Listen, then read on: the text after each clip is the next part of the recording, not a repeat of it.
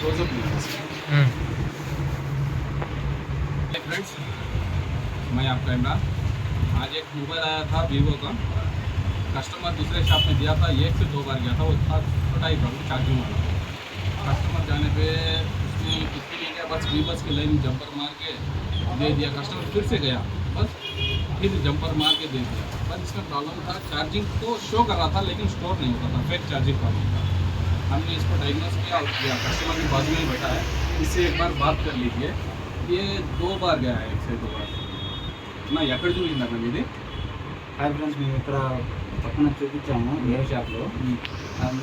యాక్చువల్గా మాకు ఛార్జింగ్ చూపిస్తుంది, కానీ ఛార్జింగ్ ఎక్కడం లేదు. ఎంతసేపు పెట్టినా అట్లాగే ఉంటుందా, పెరుగుతుందా, తగ్గిపోతుందా? నేను ఎంతసేపు పెట్టినా కూడా ఛార్జింగ్ చూపిస్తుంది, ఉన్న ఛార్జింగ్ అంటే డౌన్ అవుతుంది. సో మేము ఇక్కడ వేరే షాప్ చూపించాము.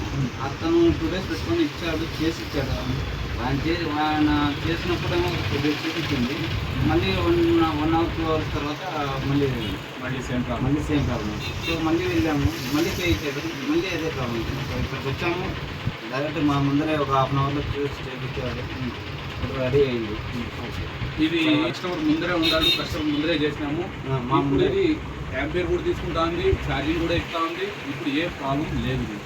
చిన్న ప్రాబ్లమే, కానీ కస్టమర్ని డయాగ్నోస్ చేయలేకుండా 1-2 సార్లు చెప్పి చేయించాడు. కానీ అట్లా చేయదు.